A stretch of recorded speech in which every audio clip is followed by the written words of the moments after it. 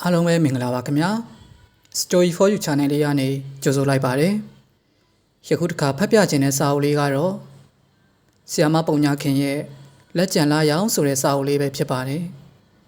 ဇလန်းလေးမစခင်မှာကျွန်တော်ရဲ့ channel လေးကိုလည်း like and subscribe လေးလုပ်ပြီးအားပေးခဲ့ကြပါအောင်ခင်ဗျာအားလုံးကိုကျေးဇူးတင်ပါတယ်အိမ်တကားကိုဖွင့်လိုက်လျင်လာရောင်သည်အိမ်သွင်းသို့ဖြာလင်း၍လာလေသည်လာရောင်အောက်တွင်ဇွန်ပန်းယုံကလေးကိုထင်းထင်းရှားရှားမြင်ရသည်အဝါရောင်ပန်းတို့ပွင့်သည့်ပြည်ပန်းညုံပင်ကလေးကတော့ဇွန်ပန်းယုံကလေးကိုအုံမျိုး၍ထားလေသည်ထိုပြည်ပန်းညုံပင်ကလေးနှင့်ဇွန်ပန်းယုံကလေးအောက်မှာတော့မြကျေးယုံရီချိုးသည့်နေရာကလေးရှိပါသည်မြကျေးတို့မင်းနှံ့သူရွာလေးမှာတော့ချိုးရည်သုံးရည်ထဲသည့်ရောင်ဝင်စင်အိုးကြီးတွေကို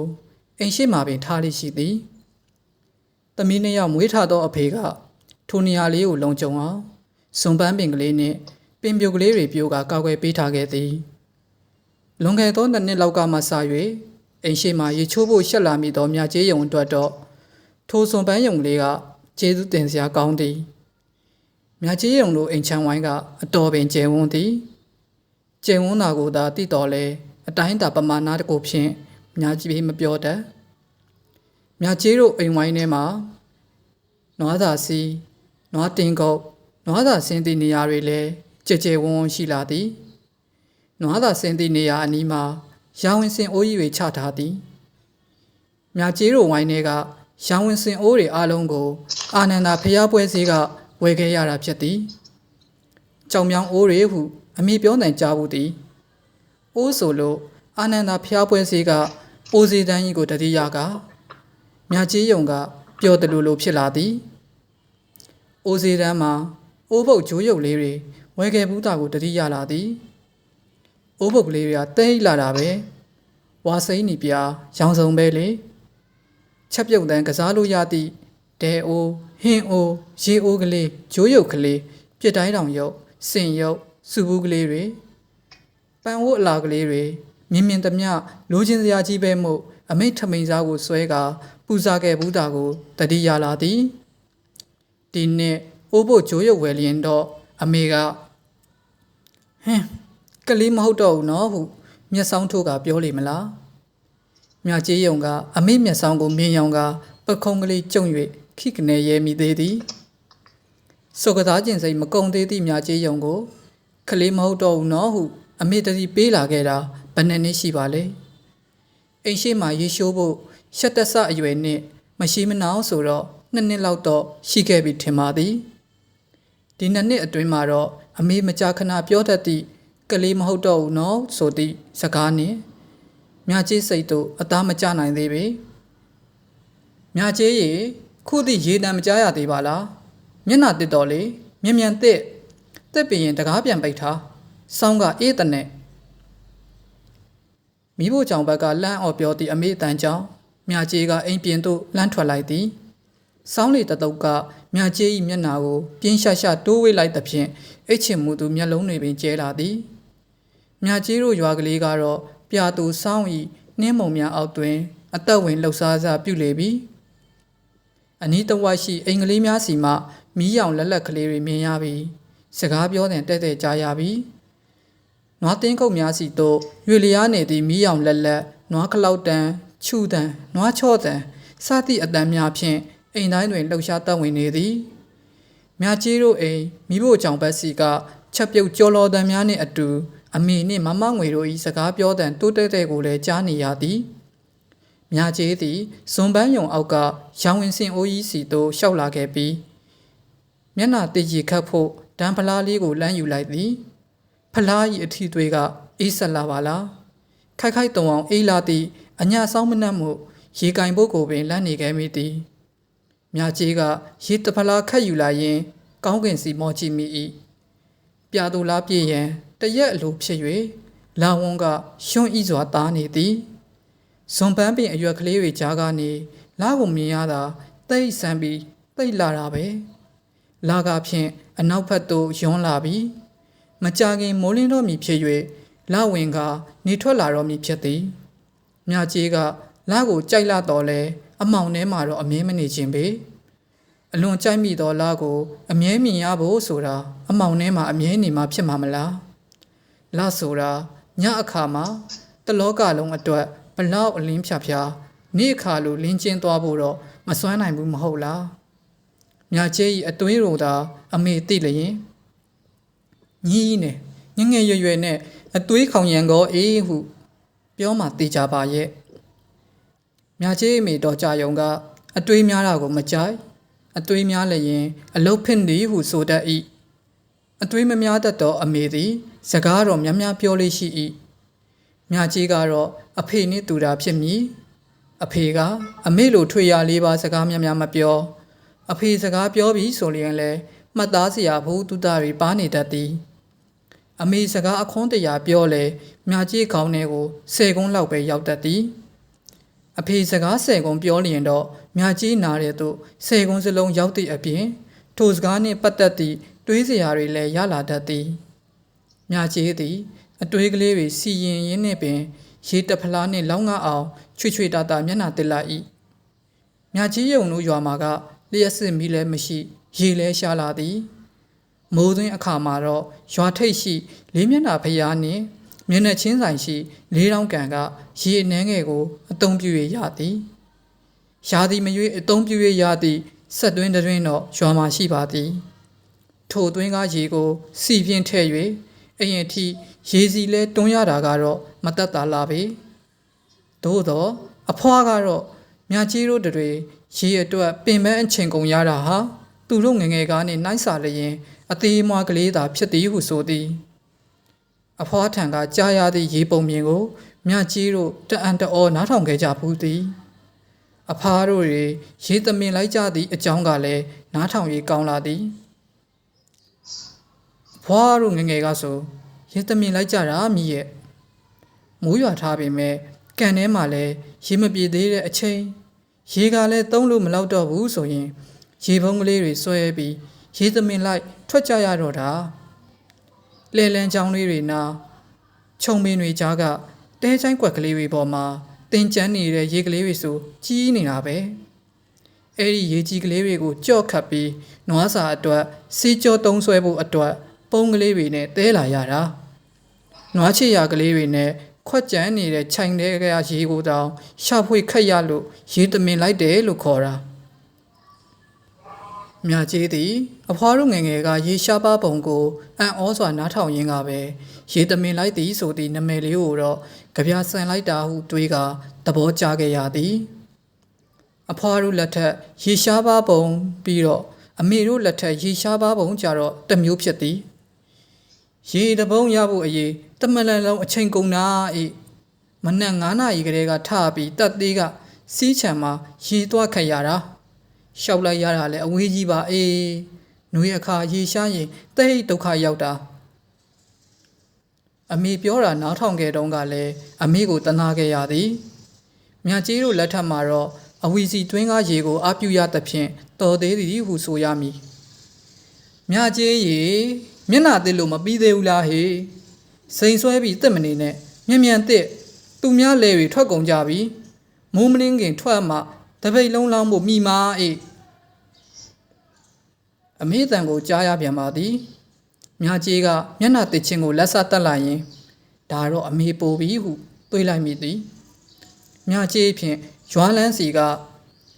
နွားချုတန်တောင်မကြားမိသေးအမေကမြကြီးပါလို့အမြဲလန်းအောင်တတိပေးနေကြလောနေကြမြကြီးကပဲနှွေးကွေးသည်လားအမေတော်ကြယုံကပဲလောတတ်တာလားတော့မသိအမေမအော်မချင်းမြကြီးအလုံးမပြီးတတ်မမမြငွေယုံကတော့မြကြီးကဘာလို့သူ့အသွေးလေးနဲ့သူစိတ်ကူးရင်ပြီးလို့တော့ကြာတာဘောအမေရဲ့ဟုဝင်းဝင်ပြောတတ်သည်မမငွေကတော့မြကြီးလို့မဟုတ်ဘာလို့ဇိုးကနေဆက်ကနေအသွက်လွန်နေတတ်သူမျိုးဖြစ်သည်မြကြီးကမျက်နှာတစ်ပြီးသည်နှင့်အိမ်တကားပြန်မပိတ်မီလာကိုတစ်ချက်မောကြည့်လိုက်မိသည်ဟောတော့လာကအနောက်ဘက်ကိုတော်ယုံပြီကော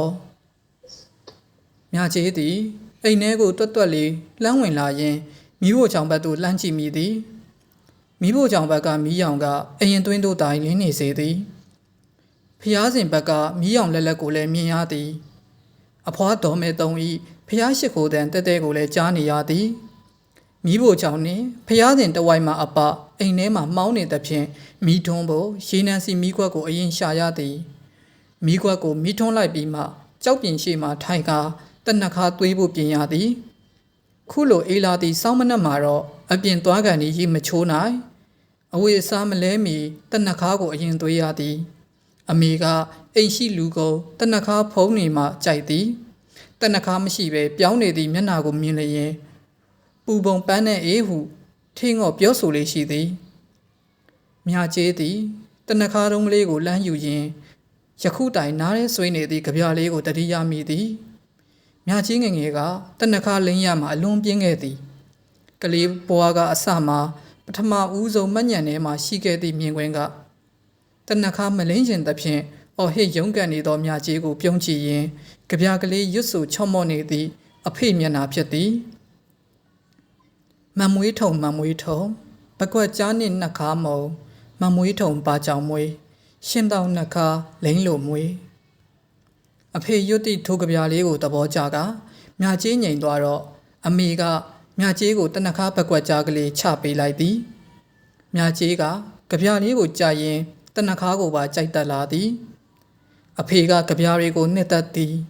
အဖေသိမ့်ထားသည့်ကြပြဆောက်အဟောင်းလေးတွေကိုလည်းမြကြီးဖတ်ရသည်မြကြီး၄တန်းနှစ်လောက်ရောက်တော့အဖေကကဘာပိုက်လေးတစ်ပိုက်ကိုထပ်ရွတ်ပြသည်မမွေးထုံ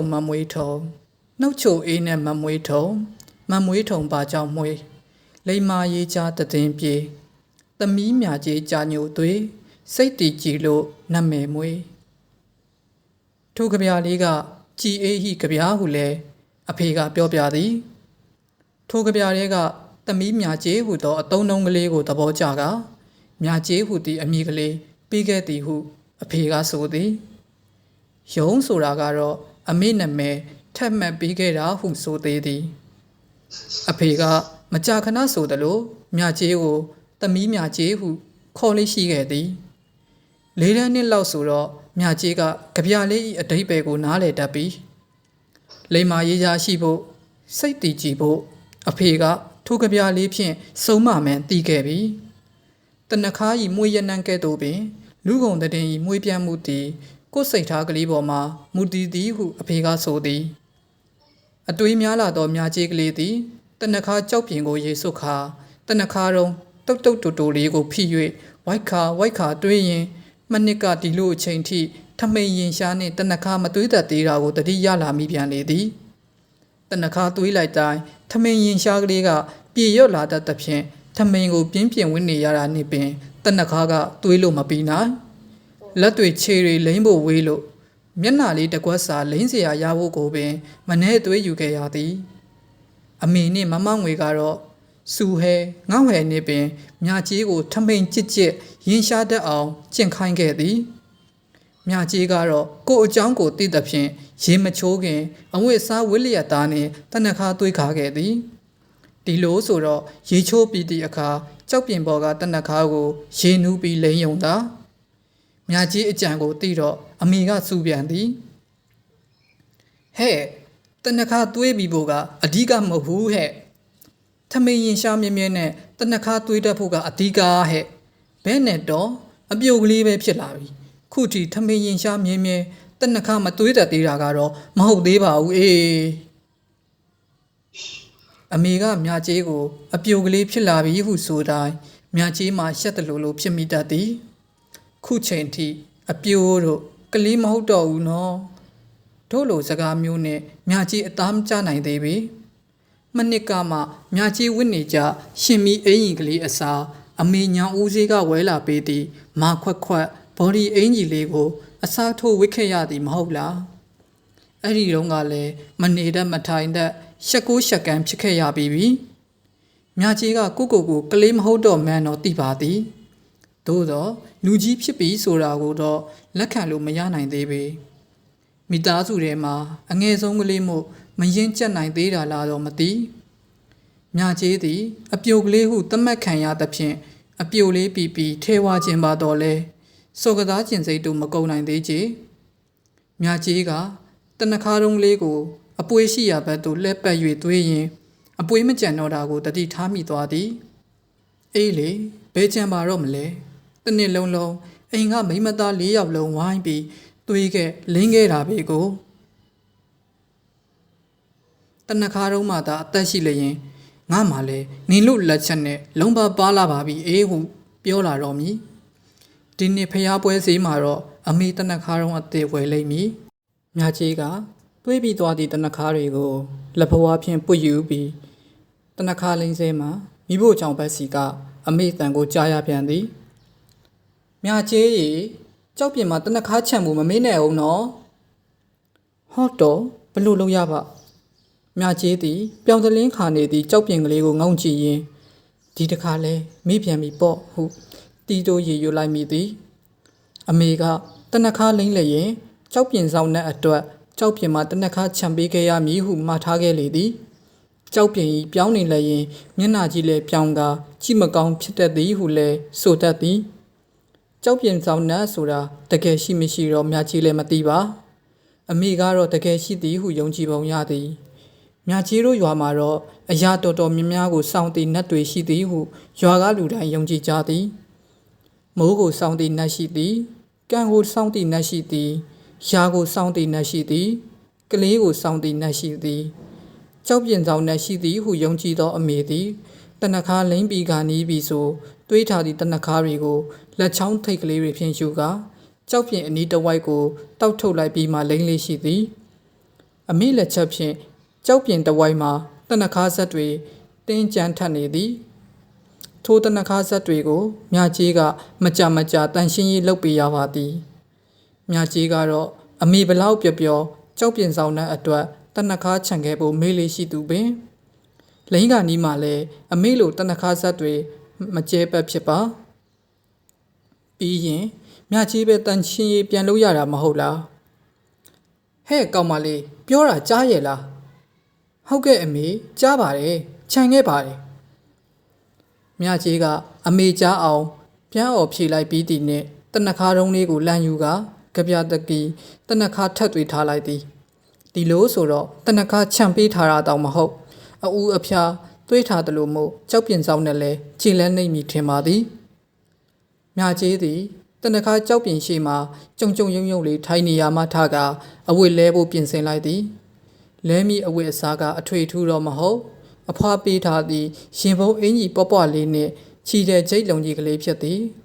အဖွားငယ်ကဝစ်ခဲ့သည်ဆိုသောရင်ဖုံးအင်ကြီးလေးကမြကြီးခန္ဓာကိုပိန်လေးပေါ်မှခြောင်ချီလာသည်အဖွားပေးသည့်အင်ကြီးလေးတွေကိုမြကြီးကကြိုက်လာတော့လဲမမငွေကတော့ပုံသုံးသည်ဟုဆိုသည်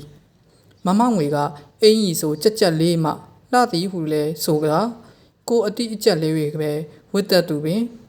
မြကြီးအတွက်တော့အဖွား၏အင်ကြီးလေးတွေကအစဉ်ပြေလာသည်အဖွားအင်ကြီးလေးတွေကရင်ဖုံးဆိုတော့လဲကိုကြက်မဟုတ်ရှေ့ရင်ဘက်နှင့်ကြောလဲမှာချုပ်ယူဆောင်ဖြတ်ဆက်နှင့်ပွားချောင်ချုပ်ထားကခါလဲရှည်သည်ကျဲသည့်ကွင်းကလေးတွေမှာတက်ဝေရသည့်တလင်းကျဲလေးတွေကိုတော့မြကြီးအကြိုက်ဆုံးဖြစ်လေသည်ထသွားထလာအချိန်မှာခြီချမ်းအင်ကြီးခါးရှည်ပွားလေးတွေဝစ်ရှိသောမြကြီးသည်ခုလိုဖျားပွဲသွားသည့်အခါ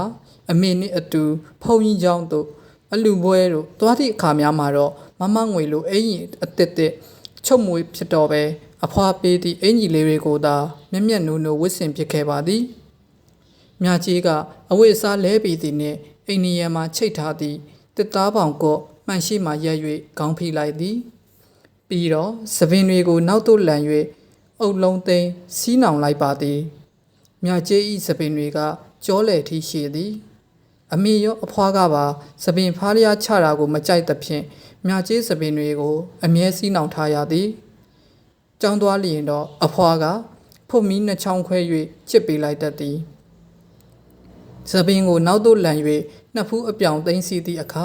မြကြီး၏နှစ်ဖူးစွန်းကဆန်ဦးချုံကလေးပေါ်လာကကာကြီးပုံနှစ်ဖူးလေးဖြစ်သွားတတ်သည်ထိုဆန်ဦးချုံကလေးကိုအဖွားကအလွန်သဘောကျပါသည်မြကြီး၏သပင်တွေကိုဖုတ်မီးချစ်ပေးပြီးသည့်အခါထိုဆန်ဦးချုံကလေးကိုလက်ညှိုးကလေးဖြင့်ထိုးကငါမြင့်မျက်နှာလေးကဒီလိုဆန်ဦးချုံကလေးပါတော့တိတ်ကြက်တည်းရှိပြီးမဟာဆန္ဒအိညှိရှည်သပင်တွေကိုဘယ်တော့မှအတူမဖြတ်နဲ့ကြားလား ခုလိုပဲနောက်လန်သိမ့်ထားဟုဆိုတတ်သည်မြကြီးကတော့အဖွားကမဟာဆန်သည်ဟုဆိုသောကိုမျက်နှာလေးကိုမှန်နှင်းမှစိုက်ကြည့်ရင်ရဲကျင်လာမိသည်ရင်မုံအင်ကြီးပွားပွားနှင့်သပင်အပြောင်သိမ့်ထားသည့်တိုင်ရွှေနှဆွဲကလေးတန်းလဲဆွဲထားသောမြကြီးရုပ်ကလေးကအပြိုပီပီရုပ်လေးမျိုးတောင်မထွက်သေးဘူးမဟုတ်လားဒါနဲ့နေပါအောင်ခါကဘာလို့ကုန်းနေပါလဲမြကြီးကကိုတတိထားမိသွားကလက်ပြင်ကုန်းတယ်လို့ခါခိုင်းတယ်လို့ဖြစ်နေသည်ကိုခန္ဓာကိုအနေထားကိုခက်မမတ်ဖြစ်အောင်ပြန်ပြင်ရက်လိုက်သည်မြကြီးသည်ကိုခန္ဓာကိုအနေထားလေးပြောင်းလဲလာသည်ကိုသိကြတဲ့ကရင်မိုးမိုးကိုမပေါ်လွင်မထင်ရှားအောင်ခန္ဓာကိုယ်ကလေးကိုမတိမတာကိုင်းညွတ်ထားခဲ့မိသည်မမငွေကတော့မြကြီးလို့မဟုတ်သူ့ရင်ကလေးမိုးလာပါပြီဟုတော့ဆိုကြတဲ့ကကော့ကြော့လေးနေတတ်လာသည်မြကြီးကတော့ရင်မိုးကာကိုပဲရှက်စရာဟုထင်ကတက်နိုင်သလောက်ဖုံးပြီးကွယ်ဝဲနေသည်မမငွေကဒါရှက်စရာမဟုတ်ဘူးဟဲ့ဒါမိမသားလဟုဆိုကမြကြီးဤပခုံးကျုံလေးကိုဆွဲဆန်မတ်ပေတတ်သဖြင့်သာအရင်လောက်လက်ပြမကုန်းတော့တာပင်မြကြီးကမှန်ရှိမှမထွက်ခါမီမြကြီးဤအိယာကောင်းရင်ခေါင်းအုံးပေါ်မှာတင်ထားသည့်ယွန်းလက်ကောက်လေးကိုလမ်းယူပြီးဘဲလက်မှဝစ်လိုက်ပါသည်ဒီယွန်းလက်ကောက်လေးကဒေါ်လေးတို့ဤမြယွန်းတဲ့ဆိုင်မှာဖြစ်သည်မြကြီးကနှစ်သက်လာသဖြင့်ဒေါ်လေးကလက်ဆောင်ပေးလိုက်တာဖြစ်သည်3နှစ်လောက်ကြာခဲ့တာတောင်လက်ကောက်လေးကတစ်ဆေးရောင်နှက်ပြောင်ရွှဲဤနေစေဖြစ်သည်မြကြီးမှန်ရှိကလက်ထွက်လိုက်တော့တလင်းကျဲသည့်ကလေးတွေကမီးရောင်ပြင်လက်ခနဲဖြစ်သွားသည်မြကြီးကလက်ခနဲပြုံးလိုက်မိပါသည်ဘာကြောင့်ရဲမသိတလင်းကျဲသည့်လေးတွေဒီလိုလက်သွားတိုင်းမြကြီးကသဘောကျမိတတ်သည်ခုချိန်မှာတော့ကြာသဘောကျလို့မရပါဘူးလေ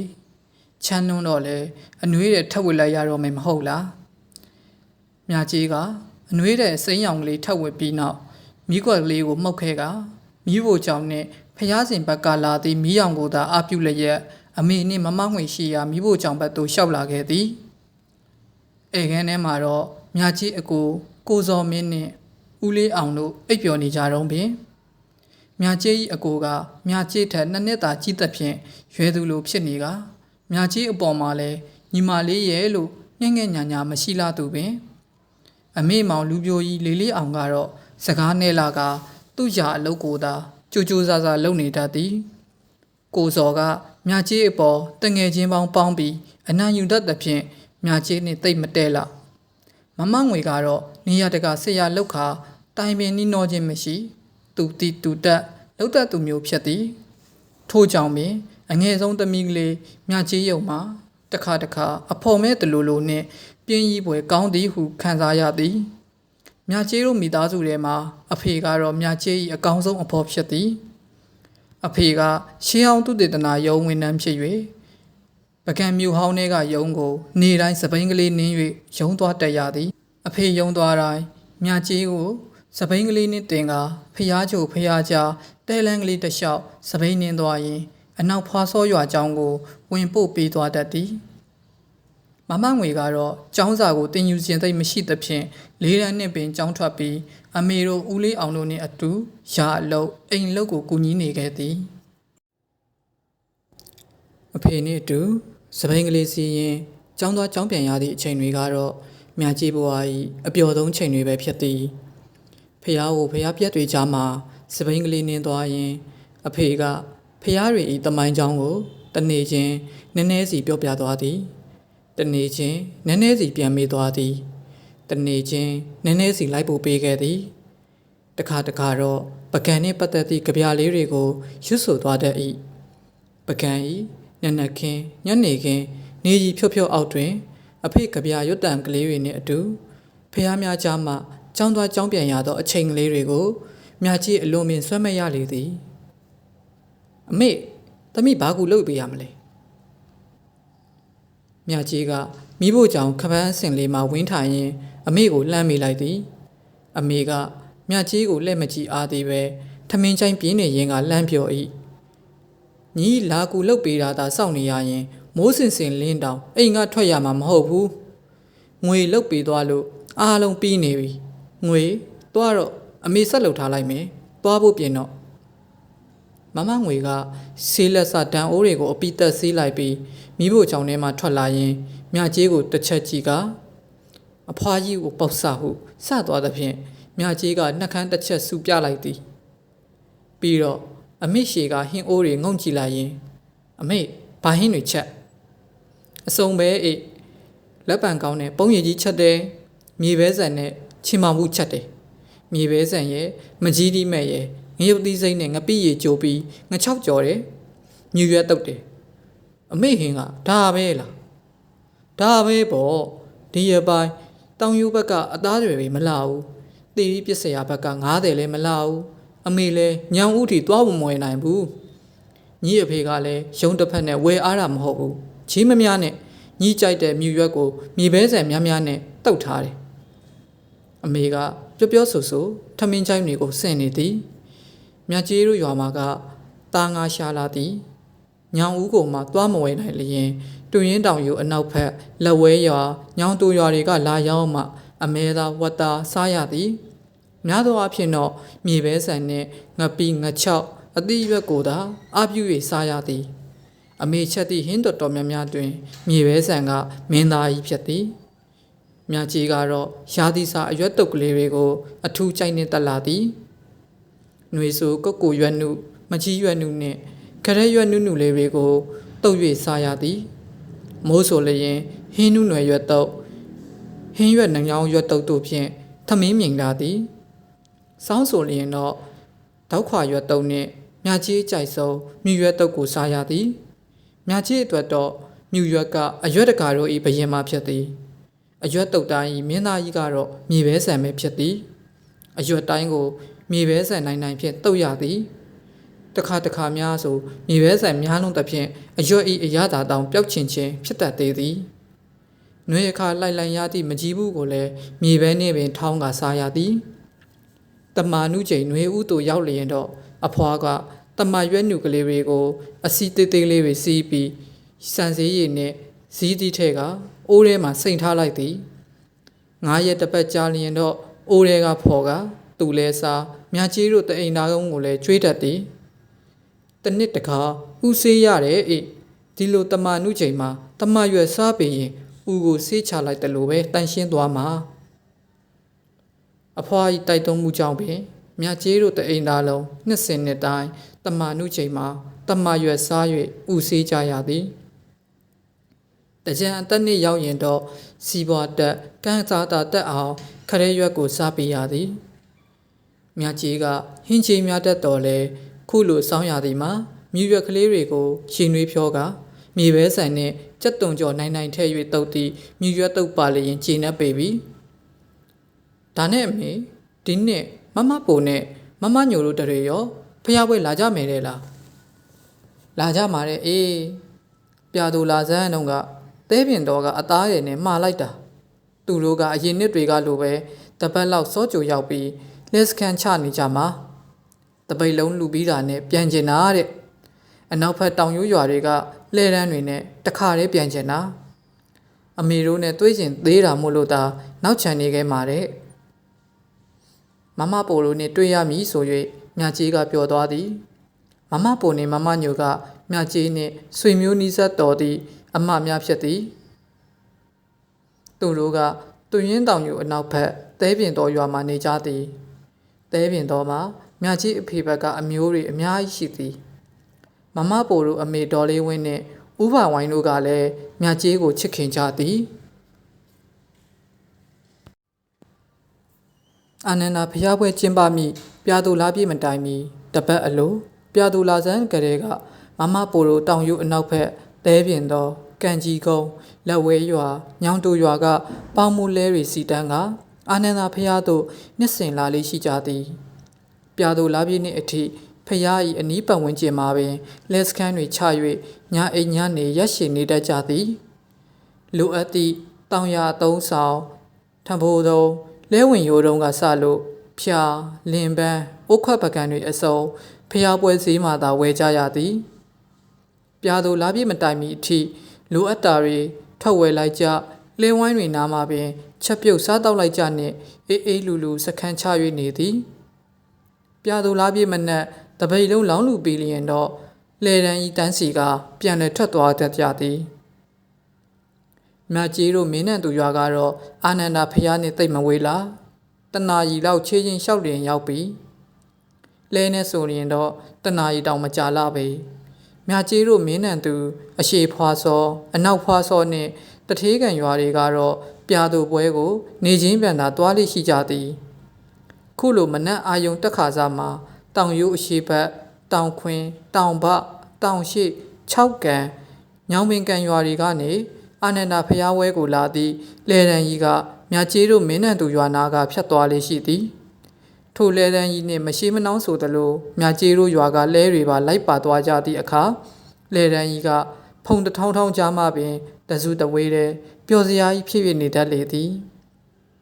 မြတ်ကြီးခလေးတစ်ဘဝတိတက်ဆမှတ်ညံထဲမှာပင်အထင်ရှားဆုံးမမိနေသည့်ခရီးသွားအတွေ့အကြုံကလဲတွေတန်းစီပြီးအာနန္ဒာဖျားပွဲကိုတွားသည့်အတွေ့အကြုံဖြစ်သည်ကြည်လေလျာရာဖျားပထိုးစေတီတွေနှင့်ရာခင်းတွေရှိသည့်မြင်ကွင်းကျယ်ကြီးရာခင်းတွေကဇင်းပင်ပူပူအုပ်အုပ်ကလေးတွေဖုံလုံးလိမ့်လိမ့်ကြားမှတညီတညွတ်ထဲရွေလျားနေသည့်လဲတန်းကြီးထိုမြင်ကွင်းကိုစိတ်မှဆွဲညှိလာသည်ကလေးတော်ကတော့လဲနောင်မီမှာခြေတွဲလွှဲချ၍လိုက်ရတာကိုသဘောကျသည်လဲရီပေါ်မှာပါလာသည့်ကလေးဖော်တွေနှင့်လန့်အော်စကားပြောဆိုရဲမောကြတချင်းဆိုကြနှင့်ပျော်စရာကြီးပင်အာနန္ဒာဖျားပွဲကွင်းပြင်ကိုရောက်သည့်အခါမှာတော့မမပိုတို့တွေစခန်းချနေသည့်လဲဝိုင်းနေစီသွားကအိမ်ကယူသွားသည့်အစာတောက်တွေကိုပါချ၍ဆွေမျိုးတတိုက်နှင့်အတူဝိုင်းဖွဲ့စားတောက်ရင်းစကားပြောလို့ကိုမဝနိုင်ပေတပိတ်လုံးလောင်းပြီးရင်တော့ညီတော်တို့အိမ်ဝင်ပြီးကြော်ရင်းနဲ့လက်ဆောင်ဝင်ပေးရမယ်ညီမကလည်းညီကိုတွေ့ချင်ပါအမေတရီပေးတော့မှမြင်းကပါရွာကအတော်အိမ်ကိုဝင်ဖို့မြချီတတိရသည်မြင်းကပါကမြယွန်းတဲ့ပိုင်ရှင်တော်များပွင့်ကအမေညီမဝမ်းခွဲဖြစ်သည်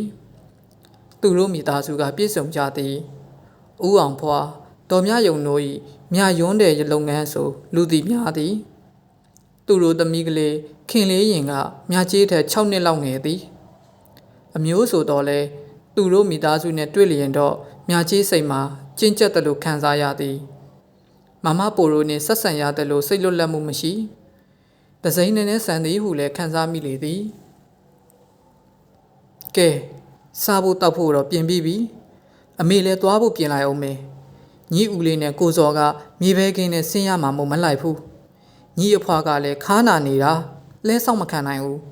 ညီတို့ညီမရဲ့ညီဖေနဲ့အမေရဲ့ပဲသွားရမှာညီဖေကလဲပြင်းနေပြီအဖွားတပိတ်လုံးပြင်းနေတာသွားကူလိုက်အောင်အမေငါသမီးကခုလိုတော့လဲအပြိုကြီးဖားဖားကိုဖြစ်လို့ပါလားအမေကခုမှမြကြီးကိုအသေးချာကြည့်မိသွားကမှတ်ချက်ပြုလိုက်တော့မြကြီးရှက်သွားမိသည်လာပြန်ပြီအပြိုကြီးဖားဖားအဲ့ဒီစကလုံးကိုခဏခဏကြားရလုံးလို့မုန်းလာပြီအာနန္ဒာဖျားပွဲကျင်းပမိပြာသူလာပြည့်မတိုင်မီတပတ်အလိုပြာသူလာစန်းကလေးကမမပိုရိုတောင်ယူအနောက်ဘက်တဲပြင်သောကန်ကြီးကုန်းလက်ဝဲရွာညောင်တူရွာကပေါင်းမူလဲတွေစီတန်းကအာနန္ဒာဖျားသို့နှစ်စင်လာလေးရှိကြသည်ပြာသူလာပြည့်နှင့်အထိဖျား၏အနီးပတ်ဝန်းကျင်မှာပင်လက်စခန်းတွေချ၍ညအိမ်ညနေရက်ရှည်နေတတ်ကြသည်လိုအပ်သည့်တောင်ရအသုံးဆောင်ထံဖိုးသုံးလဲဝင်ရိုးတုံးကစလို့ဖြာလင်ပန်းအိုးခွက်ပကံတွေအစုံဖျားပွဲစည်းမှသာဝယ်ကြရသည်ပြာသူလာပြည့်မတိုင်မီအထိလိုအပ်တာတွေထွက်ဝယ်လိုက်ကြလဲဝိုင်းတွေနားမှာပင်ချက်ပြုတ်စားတောက်လိုက်ကြနှင့်အေးအေးလူလူစခန်းချ၍နေသည်ပြာသူလာပြည့်မနက်တပိတ်လုံးလောင်းလူပြီးလျင်တော့လေရန်ဤတန်းစီကပြန်လည်ထွက်သွားတတ်ကြသည်မြကြီးတို့မင်းနဲ့သူရွာကတော့အာနန္ဒာဖျားနှင့်တိတ်မဝေးလားတနာရီလောက်ချေးချင်းလျှောက်လျင်ရောက်ပြီလဲနဲ့ဆိုရင်တော့တနာရီတောင်မကြာလာပေမြကြီးတို့မင်းနဲ့သူအရှိဖွာစောအနောက်ဖွာစောနှင့်တထေးကန်ရွာတွေကတော့ပြာသူပွဲကိုနေချင်းပြန်သာတွားလိရှိကြသည်ခုလိုမနက်အာယုံတက်ခါစားမှာတောင်ရိုးအရှိဘက်တောင်ခွင်တောင်ဘတောင်ရှိ6ကန်ညောင်ပင်ကန်ရွာတွေကနေအာနန္ဒာဖျားဝဲကိုလာသည့်လေရန်ကြီးကမြကြီးတို့မင်းနဲ့သူရွာနာကဖြတ်သွားလေရှိသည် ထိုလဲတန်းကြီးနှင့်မရှိမနှောင်းဆိုသလိုမြကျေးတို့ရွာကလဲတွေပါလိုက်ပါသွားကြသည့်အခါလဲတန်းကြီးကဖုံတထောင်းထောင်းကြားမှပင်တစုတဝေးတဲ့ပျော်စရာကြီးဖြစ်ဖြစ်နေတတ်လေသည်မြကျေး၏ကလေးတစ်ဘဝတိတက်ဆမှတ်ညံထဲမှာပင်အထင်ရှားဆုံးမမိနေသည့်ခရီးသွားအတွေ့အကြုံကလဲတွေတန်းစီပြီးအာနန္ဒာဖျားပွဲကိုတွားသည့်အတွေ့အကြုံဖြစ်သည်ကြည်လေလျာရာဖျားပထိုးစီတွေနှင့်ရာခင်းတွေရှိသည့်မြင်ကွင်းကျဲကြီးရာခင်းတွေကဇင်းပင်ပူပူအုပ်အုပ်ကလေးတွေဖုံလုံးလိမ့်လိမ့်ကြမှတညီတညွတ်ထဲရွေလျားနေသည့်လဲတန်းကြီးထိုမြင်ကွင်းကိုစိတ်မှဆွဲညှိလာသည်ကလေးတုံကတော့လဲနောင်မီမှာခြေတွဲလွှဲချ၍လိုက်ရတာကိုသဘောကျသည်လဲရီပေါ်မှာပါလာသည့်ကလေးဖော်တွေနှင့်လန့်အော်စကားပြောဆိုရဲမောကြတချင်းဆိုကြနှင့်ပျော်စရာကြီးပင်အာနန္ဒာဖျားပွဲကွင်းပြင်ကိုရောက်သည့်အခါမှာတော့မမပိုတို့တွေစခန်းချနေသည့်လဲဝိုင်းနေစီသွားကအိမ်ကယူသွားသည့်အစာတောက်တွေကိုပါချ၍ဆွေမျိုးတတိုက်နှင့်အတူဝိုင်းဖွဲ့စားတောက်ရင်းစကားပြောလို့ကိုမဝနိုင်ပေတပိတ်လုံးလောင်းပြီးရင်တော့ညီတော်တို့အိမ်ဝင်ပြီးကြော်ရင်းနဲ့လက်ဆောင်ဝင်ပေးရမယ်ညီမကလည်းညီကိုတွေ့ချင်ပါအမေတရီပေးတော့မှမြင်းကပါရွာကအတော်အိမ်ကိုဝင်ဖို့မြချီတတိရသည်မြင်းကပါကမြယွန်းတဲ့ပိုင်ရှင်တော်များပွင့်ကအမေညီမဝမ်းခွဲဖြစ်သည်သူတို့မိသားစုကပြည့်စုံကြသည်ဦးအောင်ဖွာတော်များယုံတို့၏မြယွန်းတဲ့လုပ်ငန်းဆိုလူသည်များသည်သူတို့သမီးကလေးခင်လေးရင်ကမြကြီးတဲ့6နှစ်လောက်ငယ်သည်အမျိုးဆိုတော့လဲသူတို့မိသားစုနဲ့တွေ့လျင်တော့မြကြီးစိတ်မှာကျဉ်ကျက်တယ်လို့ခံစားရသည်မမပိုရိုနှင့်ဆက်ဆံရတယ်လို့စိတ်လွတ်လပ်မှုမရှိတစိမ့်နဲ့ဆန်သည်ဟုလည်းခံစားမိလေသည်ကဲစားဖို့တောက်ဖို့တော့ပြင်ပြီးပြီအမေလည်းသွားဖို့ပြင်လိုက်အောင်မေညီဦးလေးနဲ့ကိုစော်ကမြေဘဲကင်းနဲ့ဆင်းရမှာမို့မလိုက်ဘူးညီအဖွားကလည်းခါနာနေတာလဲဆောင်မခံနိုင်ဘူးညီတို့ညီမရဲ့ညီဖေနဲ့အမေရဲ့ပဲသွားရမှာညီဖေကလဲပြင်းနေပြီအဖွားတပိတ်လုံးပြင်းနေတာသွားကူလိုက်အောင်အမေငါသမီးကခုလိုတော့လဲအပြိုကြီးဖားဖားကိုဖြစ်လို့ပါလားအမေကခုမှမြကြီးကိုအသေးချာကြည့်မိသွားကမှတ်ချက်ပြုလိုက်တော့မြကြီးရှက်သွားမိသည်လာပြန်ပြီအပြိုကြီးဖားဖားအဲ့ဒီစကလုံးကိုခဏခဏကြားရလုံးလို့မုန်းလာပြီမြကြီးကအမေရှိမှရှက်ရှက်နဲ့လက်ထွက်လာခဲ့ကဖျားစင်ရှိတပိတ်လုံးပြင်းနေသည့်အဖွားစီသို့လျှောက်လာခဲ့သည်အာနန္ဒာဖျားပွဲမှာတန်ဃာတော်တွေကိုကတ်လူဖို့မြေတပိတ်လုံးတွေမြကြီးတို့ရွာကအိမ်တိုင်းလူမှရှိကြသည်အဖွားကမြေတပိတ်လုံးထဲမှာစွန်းဆန်စိန်မြေပဲစိန်ကျော်မုံတုပ်နဲ့မြေပဲလော်တွေထည့်လိုက်ရင်ဝါညက်တန်လေးမှာပတ်စံ900တန်အသက်၄ရွက်ညက်၍စွန်းဆန်စိန်တွေကိုထွန်းဆိုင်လိုက်ရင်ညီတို့ညီမကတပိတ်တစ်လုံးကြာယုံနဲ့မင်းလာကတစ်လုံးဒီနှစ်တပိတ်နှလုံးလူဖို့ပြင်ရမယ်ဖះမှာလူဖို့မျိုးစေ့တွေလည်းထုတ်ထားပြီးပြီနောက်နှစ်သီးနှံပို့ထွက်အောင်တေချာဆူတောင်းခဲ့နော်မြည်ဟုတ်ကဲ့ပါအဖွာမြကြီးကအဖွာရှိမှဒူးလေးတုပ်၍ထိုင်ချလိုက်တော့အဖွာကမြေတပိတ်တစ်လုံးကိုမြကြီးဘက်သို့ကမ်းပေးရင်ရော့ဒီတပိတ်လုံးမြေးပြင်လိုက်နော်နောင်အဖွာမရှိရင်မြေးပဲပြင်ရမှာအာနန္ဒာဖျားပွဲကိုတော့တနစ်တောင်မပြတ်စေနဲ့ကွအဖွာမိဘတွေတုန်းကလည်းမပြတ်ခဲ့ဘူးအဖွာလက်ထက်မှာလည်းမပြတ်ခဲ့ဘူးကြာယုံတို့မြေးတို့လက်ထက်မှာလည်းမပြတ်စေနဲ့နောက်မြေးရဲ့မျိုးဆက်တွေထိမပြတ်စေနဲ့ကွဟုတ်ကဲ့စိတ်ချပါအဖွာမြကြီးကအဖွာနှင့်အတူတပိတ်လုံးပြင်ရင်ရွာလန်းဘက်စီသို့နားဆင်ထားမင်းသည်ဟောနွားချူတန်တွေကြားရစားပြုပြီးတောင်ရုပ်အနောက်ဖက်ရွာတွေကလဲရီလာတော့လာကြပြီထင်သည်မြကြီးသည်နွားချူတန်ကိုနားဆင်ရင်မြကြီးဤနွားမလေးခွာညိုအတွက်ခြူလုံးလေးဝယ်ပေးဖို့တတိရလာသည်နွားမအတွက်ခြူလုံးကအခုမြကြီးကြားနေရသည့်ခြူတန်တွေနှင့်မတူပေနွားလဲဆွဲသည့်နွားထီးများဤခြူတန်ကခက်အုပ်အုပ်ခက်လေးလေးဖြစ်သည်နွားမဆွဲသည့်ခြူလုံးဤအတန်ကလွင်လွင်သာသည်ခွာညိုအတွက်ခြူလုံးအကြီးတစ်လုံးနဲ့မစင်ပေးခြင်းခြူလုံးအသေးနှလုံးဆင်ပေးရင်အတန်သာပြီးပိုလာမည်ဟုထင်သည်မြကြီးကခွာညိုပန်းကိုနှစ်သက်သဖြင့် ခန့်ညိုညိုအသွေးရောင်ရှိသောနွားမကလေးကိုခွာညိုဟုနာမည်ပေးထားခဲ့သည်ခွာညိုပန်းတွေပွင့်သည့်ခုလိုပြသူလာမှာသူ့ကိုမွေးခဲ့တာဖြစ်သည်မြာကြီးကခွာညိုပန်းကိုကြိုက်တော်လဲရွာမှာဖြင့်ခွာညိုပန်းကမရှိပါအမေနှင့်အတူပုတ်ပါးကိုဖျားဘူးလိုက်သွားတော့သာခွာညိုပန်းကိုစတွေ့ပူရသည်မြာကြီးကပန်းကြိုက်လာတော့လဲမြာကြီးတို့ဒေတာကအပူပိုင်းဒေတာမို့ရာသီပန်းတို့စုံစုံညီညီမဖူးပွင့်နိုင်ပေသို့တော်လဲအဖေကျေသူဖြင့်ဘေးရာသီမှာဘာပန်းတွေပွင့်ကြသည်ဆိုတာကိုမြာကြီးကမှတ်မိနေခဲ့ပါသည်လာစဉ်လာတိုင်းဒီလမှာဖြင့်ဘာပန်းတွေပွင့်တတ်သည်ဆိုတာကိုအဖေကအမြဲပြောပြလေးရှိသည်တကူလမှာပရောင်နှင့်ကန်းကော်တွေပွင့်တာကစလို့တပေါင်းလမှာတရဖီပန်းတွေပွင့်သည်ဆိုတာအထိ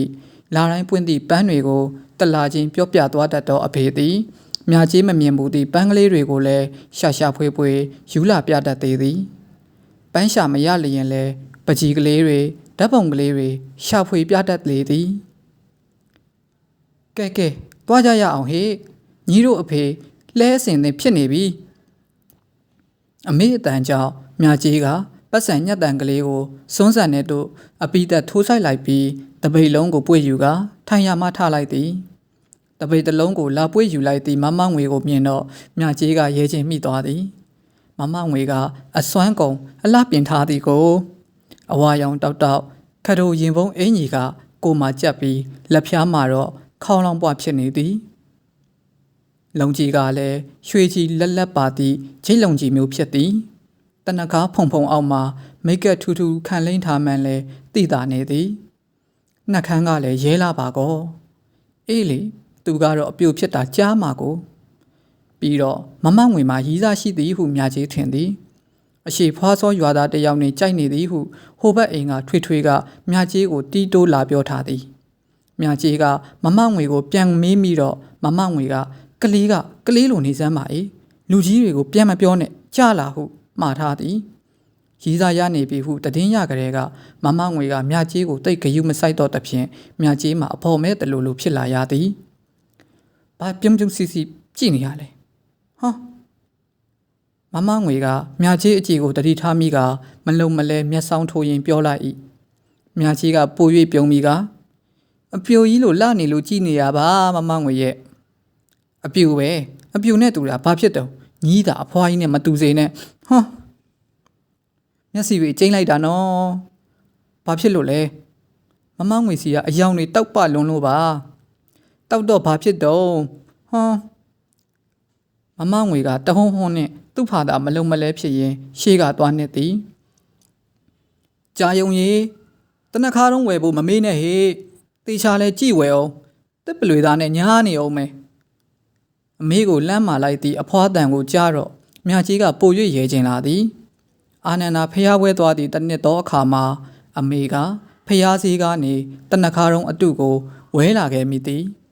တနခါပင်နှင့်အလွန်တူသည့်တစ်ပလွေသားကိုရှားစေးအည်ဖြင့်တုတ်ထားပြီး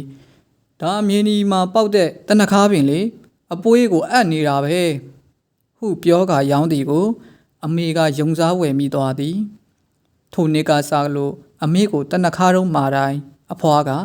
တစ်ပလွေသားနဲ့မညားစီနဲ့ဟုမှားတတ်သည်ထို့သို့အမခံရတိုင်းအမေကအောင့်တက်ဖြစ်ပုံရသည်ခုလဲအမခံရပြန်ပြီမို့အမေကဟုတ်ကဲ့စိတ်ချပါအမေဟုအဖွားကိုပြန်ပြောလိုက်ပြီးတာနဲ့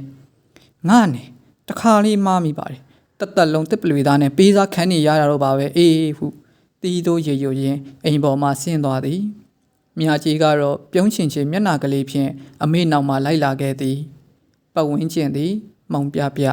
ကောင်းစွာမိုးမလင်းသေးတော်လဲအမောင်ကြီးမဟုတ်တော့ခြံထဲကမြင်ကွင်းကိုရိပ်ပြတော့မြင်ရပြီအဖေကနွားတင်းကုတ်နားမှာလဲအသင်းပြင်၍မြာကြီးတို့ကိုစောင့်နေသည်လဲကသည်နွားတရှင်ကခေါင်းကိုလှုပ်ရှားလိုက်တိုင်းနွားချုတန်ကမီးနေသည်လမ်းမစီကနွားချုတန်တွေပို၍စိတ်လာသည်နွားချုတန်ကြားရတိုင်းမြာကြီးတို့ခြံထဲကနွားတွေလှုပ်ရွဖြစ်လာသည်မြာကြီးတို့သားမိ3ယောက်လဲပေါ်ရောက်တော့အဖေကလဲကိုမောင်းထွက်လာသည်အဖေကအစိုးရရုံးဝင်တန်းမှုတောင်ရအလုပ်ကိုမလုပ်အားတော့လဲကိုတော့ကျွမ်းကျင်မောင်းနိုင်သည်အဖေကတောင်သူရုပ်လဲမပေါက်ပါမြကြီးအမြင်မှာတော့ အဖေရုပ်ရည်တွင်ပြန်သည်ကျောင်းဆရာဆန်သည်ဟုထင်သည်ပညာရှိဆန်သည်ဟုထင်သည်နူးညံ့စွာစကားပြောတတ်ပြီးတည်ကြည်စွာနေတတ်သောစကားကိုလေးလေးနက်နက်ပြောတတ်သောအဖေကို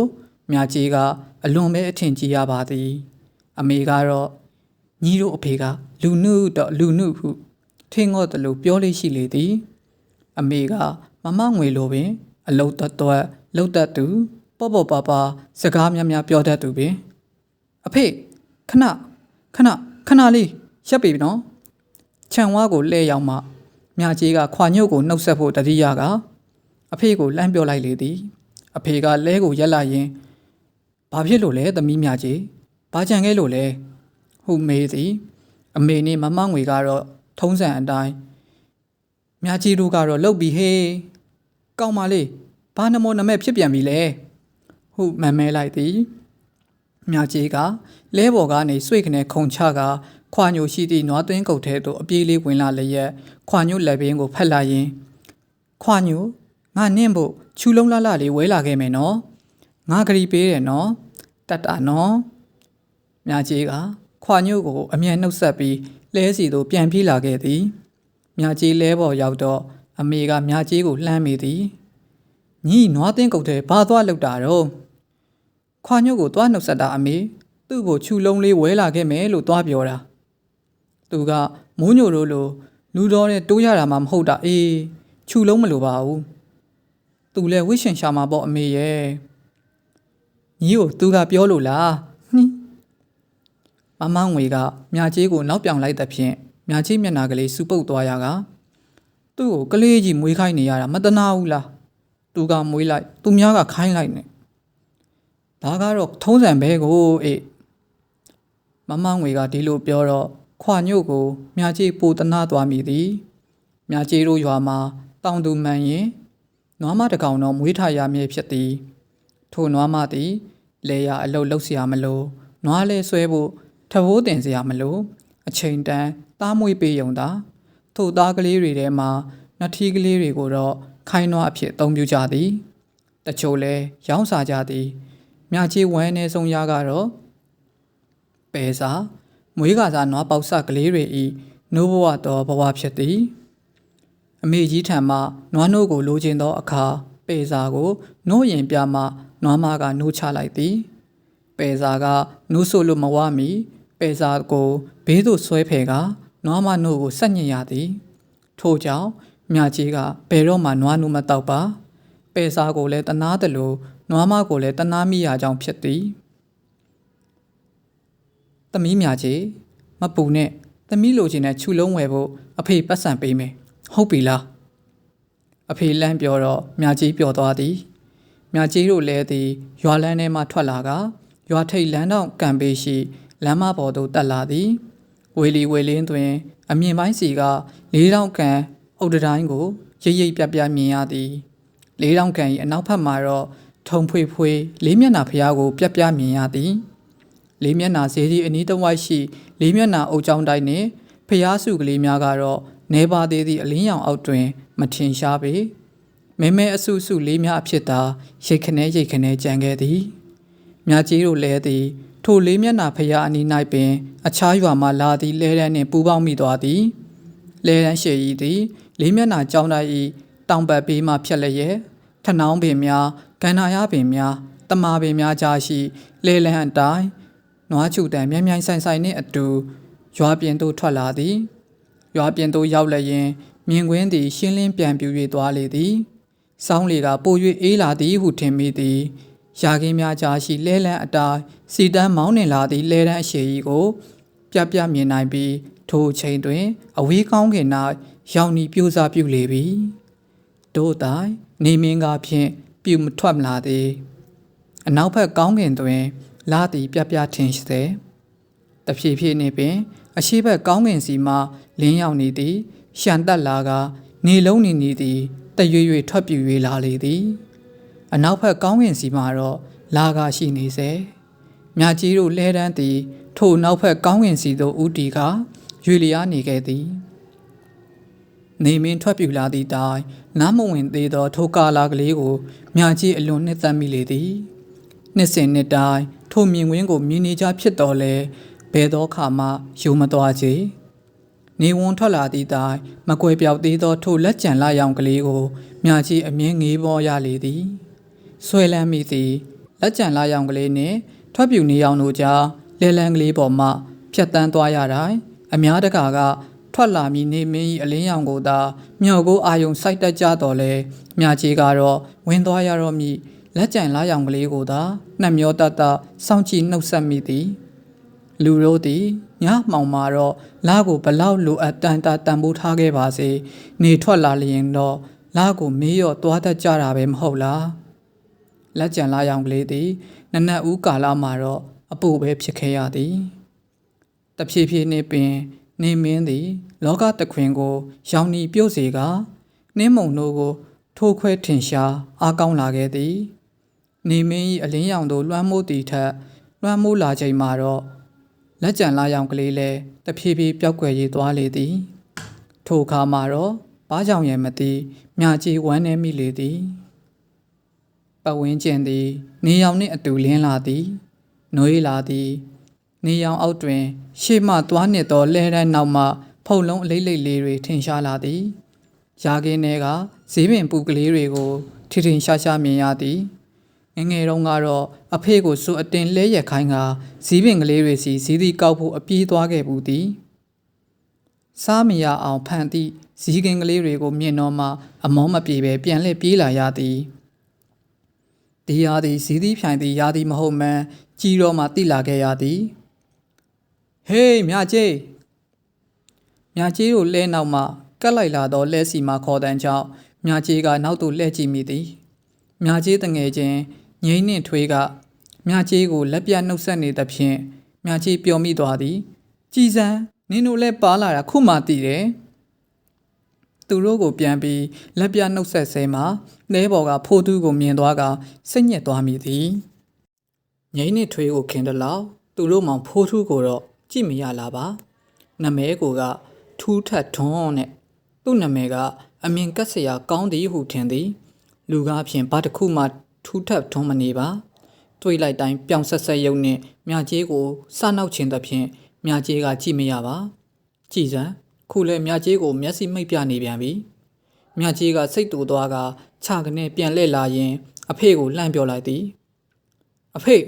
မမီပဲနေရောမယ်မြန်မြန်လေးမောင်းပါခုနဖြင့်သူ့ပဲခရီးဖင်အောင်လုပ်နေပြီတော့မမငွေကထုံးစံအတိုင်းမြကြီးကိုစကားထောက်လိုက်သည်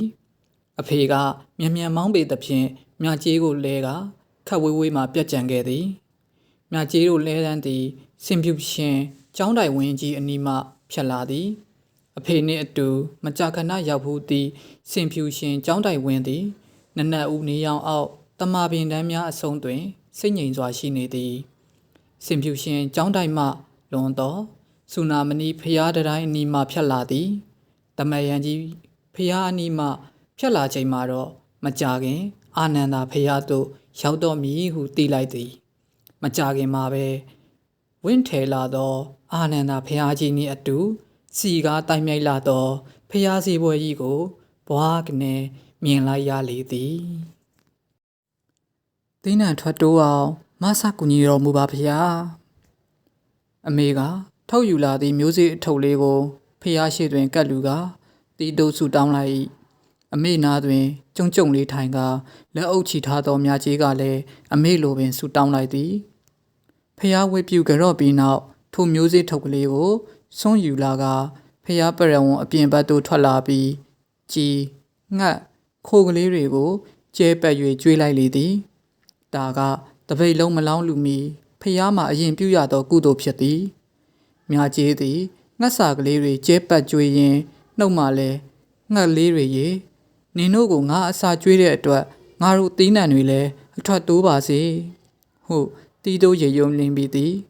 မြကြီးငှက်စာကျွေးနေသည်ကိုလှမ်းကြည့်နေသောအဖေကမြကြီးနားသို့ရှောက်လာကသမီးမြကြီးဘာရီတီးတိုးရွတ်နေတာလဲသမီးတို့ရာမှာသီးနှံအထွက်တိုးဖို့ဆူတောင်းနေတာပါအဖေအဲ့ဒီလိုကုသိုလ်လုပ်ရင်အထွက်တိုးတယ်လို့အမေကပြောတယ်ဒါဆိုသမီးကငှက်ကလေးတွေကောင်းဖို့အစာကျွေးရလား သမီးကောင်းဖို့အစာကျွေးရလားမြကြီးကအဖေမေကုန်းကိုမဖြေတတ်ပေအဖေကပြုံးကမြကြီးကောင်းလေးကိုပုတ်လိုက်ရင်လူတဲ့တန်းနေဆိုတာကိုပေးလူလိုက်တဲ့သူတွေရဲ့လိုအပ်ချက်ကလေးတွေပြည့်သွားပါစေအဆင်ပြေပါစေဆိုတဲ့စိတ်နဲ့ကို့မှာရှိတဲ့ပစ္စည်းဥစ္စာတွေက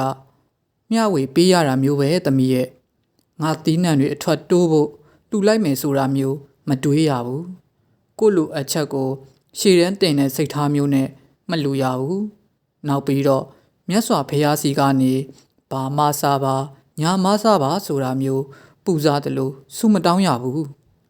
စိတ်စေတနာလေးဖြူဖြူတတ်နဲ့လူလိုက်တန်းလိုက်ရင်သမီးရဲ့စိတ်စေတနာလေးကြောင့်သမီးမှာစိတ်အေးချမ်းသွားတယ်အေးချမ်းတဲ့ပီတိစိတ်လေးကြောင့်ပဲသမီးလှုပ်သမျှလေးတွေအဆင်ပြေလာမယ်ကံကောင်းလာမယ်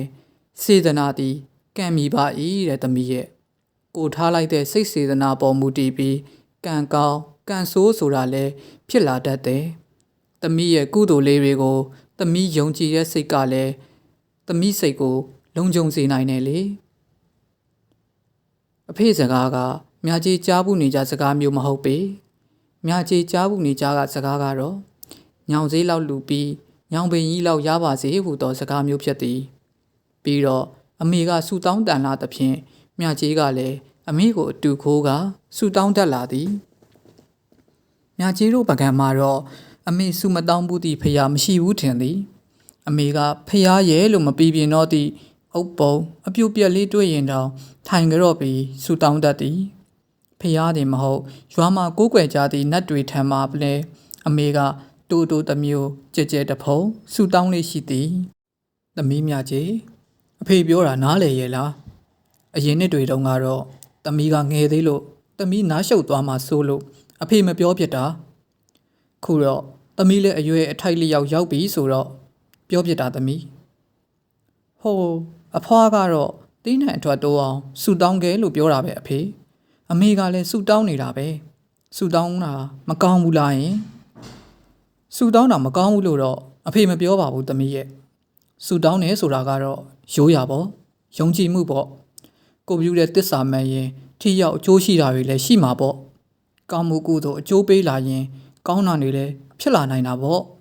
ဒါကိုအဖေအပြစ်မပြောပါဘူးလောဘနဲ့ဆူမတောင်းမိဖို့နဲ့ကိုယ့်အကျိုးကိုရှေ့တန်းတင်ပြီးမလူမိဖို့သာပြောတာပါသမီးကြားဘူးတယ်မဟုတ်လားညောင်စည်းလောက်လူပြီးညောင်မင်ကြီးလောက်ရကျင်တာမျိုးတို့ငှက်လို့ရင်တောင်နင်းအသက်တစ်ခါလော့ငါအသက်ဆယ်ကလောလို့ပြောပြီးလွတ်ကြတော့ဆူတောင်းထဲမှာတောင်လောဘကအထင်းသားမဟုတ်လားလူရဲဆိုတာကကိုပိုင်ဆိုင်ထားတဲ့ငွေကြေးဥစ္စာအပေါ်ထားတဲ့လောဘကိုစွန့်လွတ်ပြီးလူရတာလေကွယ်ကိုရမယ့်ကုသိုလ်အပေါ်လောဘထားနေတယ်ဆိုတော့ဘယ်နီလန်းကြပါမလဲမြကြီးကအဖေစကားအစုံမှာလက်ကျန်မျိုးစိတ်လေးတွေကိုငှက်ကလေးတွေစီတို့စူမတောင်းပဲကျဲပက်လိုက်ပါသည်ပြီးတော့လက်ဖွားလေးနှစ်ဖက်ကိုပုတ်ခါလိုက်ရင်အဖေသမီးကိုပြောပြသလိုအမေကိုလည်းပြောပြအောင်လေအမေကစူတောင်းရမ်းတန်တာအဖေရဲ့ဈေးဈေးလောက်လူပြီးဈေးပင်ကြီးလောက်ရကျင်တာတဲ့ဟုပြောမိတော့အဖေကရေလျက်အမေကိုလှမ်းကြည့်ကပြုံးလိုက်ရင်ညီအမေကတော့ထုံးနေပြီသမီးရဲ့အဖေဘာပြောတိတ်နားမဝင်တော့ဘူးဟုခတ်တိုးတိုးပြောလိုက်သည်မလန်မကန်းမှာငှက်စာကျဲနေသောအမေကမြကြီးတို့တာအဖပြုံးစီစီဖြစ်နေကြတာကိုတတိထားမိသွားကဟိုတာအဖကျုပ်ကိုကြည့်ပြီးတီတိုနဲ့ဘာတွေပြောနေကြရတော့အမေဒီနေ့တိတ်လာတာပဲလို့အဖေကပြောနေတာပါအမေရဲ့မြကြီးကအမေကိုပြန်ပြောရင်အဖေကိုကြည့်ပြီးတော့အဖေကမျက်စိတစ်ဖက်မိတ်ပြသည်ပြီးတော့ဖျားဘက်သို့လှမ်းကြည့်ရင်စော်အော်လိုက်ကြပါသည်ကဲလာကြတားသမီးတွေဟိုမှာတန်ဃာတော်တွေကြွလာပြီတပိတ်လုံးလောင်းရအောင်မြကြီးဖျားဘက်သို့လှမ်းကြည့်ပြီးတော့အရှိတောင်ဘက်မုံမှတန်းစီ၍ကြွလာနေသောတန်ဃာတော်များကိုဖူးတွေ့ရလေသည်မြကြီးတို့ငှက်စာကျွေးသည့်နေရာကလူရှင်းသောအရှိဘက်မုံနားမှဖြစ်ပြီးတပိတ်လုံးလောင်းလူရမည်နေရာကဖျား၏အနောက်တောင်ဘက်ရင်ပြင်မှဖြစ်သည်မြကြီးတို့သည်နေရောင်ကြီးဝင်းဝါဖြာကြလျက်ရှိသောဖျားရှိရင်ပြင်ကိုဖြတ်၍ခတ်တွတ်ကလေး ရှောက်လာခဲ့ကြသည်စောင်းလေကအေးတော်လဲနေရောင်ချီကြောင်နှွေးလာသည်မြကျေးသည်ကျဲပြန့်လာသည့်ရင်ပြင်တွင်ရှောက်နေရင်အရှိဘက်မုတ်ဦးစီသို့လမ်းမြော်ကြည့်မိသည်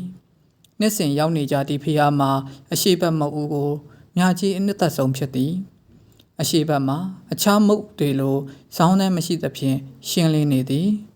အရှိဘက်တတိုင်းမှဝင်လိုက်သည်နှင့်ခမ်းနားသောမုတ်ဦးနှင့်အတူအာနန္ဒာဖျားကြီးကိုမောကြည့်လိုက်ရသောအရာသာလေးက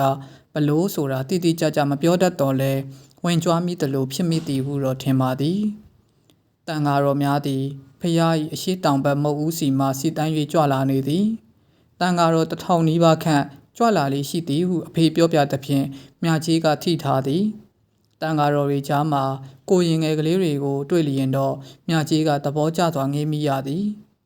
နိုင်ငံသားတွေကတော့ထိုကိုရင်ငယ်ကလေးတွေကိုဓာတ်ပုံဝိုင်းရိုက်နေကြသည်ဖျားရင်မြင်ထပ်မှာတော့လူတွေပြည့်ကျက်၍နေသည်တချို့တပိတ်လုံးများကစင်ပေါ်မှာရောက်နေပြီးတချို့တပိတ်လုံးများကတစ်ပင်ရိပ်အောက်တွင်စီစီရီရှိနေသည်နိုင်ငံသားတွေကတော့ထိုတပိတ်လုံးတွေကိုဓာတ်ပုံရိုက်နေကြသည်မြကြီးတို့တပိတ်လုံးနှလုံးကိုတော့အခြားတပိတ်လုံးများနှင့်ရောနှောချထားခဲ့ပြီးမမငွေကစောင့်ကြံခဲ့သည်မြကြီးတို့ကလူအုပ်စုတဲ့သို့တဖြည်းဖြည်းတိုးလာကမမငွေကိုရှာရသည်မမငွေကိုလှမ်းမြင်တော့မြကြီးမှာရဲချင်းစိတ်ကိုထိတ်မရတပိတ်လုံးတွေဘက်ကိုဓာတ်ပုံတွေရိုက်နေကြမှန်းသိသဖြင့်သူကအမျိုးမျိုးအိုက်တင်ထုတ်၍နေသည်ဟိုကရိုက်တာကတပိတ်လုံးကြီးရိုက်တာလားမသိသူကတော့သူပါမီဟုထင်းနေပုံရကဘေးတစ်စောင်းလေးရက်လိုက်တဲ့ရက်လိုက်ဖြင့်မျက်နှာကိုလည်းခပ်ပြုံးပြုံးလှုပ်ရထားသည်